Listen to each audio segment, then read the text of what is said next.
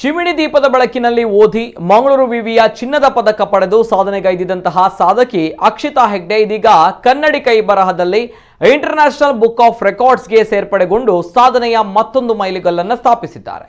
ಕವಿ ಸಾಹಿತಿ ಡಿವಿಜಿಯವರ ಮಂಕುತಿಮ್ಮನ ಕಗ್ಗದ 13 ಚರಣಗಳನ್ನು ಕನ್ನಡಿ ಬರಹದ ಮೂಲಕ ಬರೆದು ಇಂಟರ್ನ್ಯಾಷನಲ್ ಬುಕ್ ಆಫ್ ರೆಕಾರ್ಡ್ಸ್ನಲ್ಲಿ ಸ್ಥಾನ ಗಳಿಸಿದ್ದಾರೆ.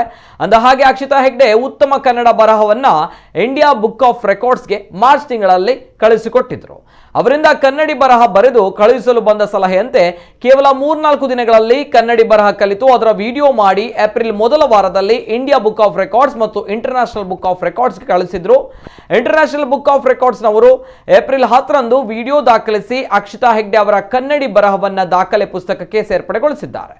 Nitte KS Hegde institute of ಮ್ಯಾನೇಜ್ಮೆಂಟ್ನಲ್ಲಿ MBA ಪದವಿ ಪಡೆದಿರುವ ಅಕ್ಷಿತಾ ಹೆಗ್ಡೆ ಪ್ರಸ್ತುತ ಅದೇ ಸಂಸ್ಥೆಯಲ್ಲಿ ರಿಸರ್ಚ್ ಅಸಿಸ್ಟೆಂಟ್ ಆಗಿ ಕಾರ್ಯನಿರ್ವಹಿಸ್ತಾ ಇದ್ದಾರೆ.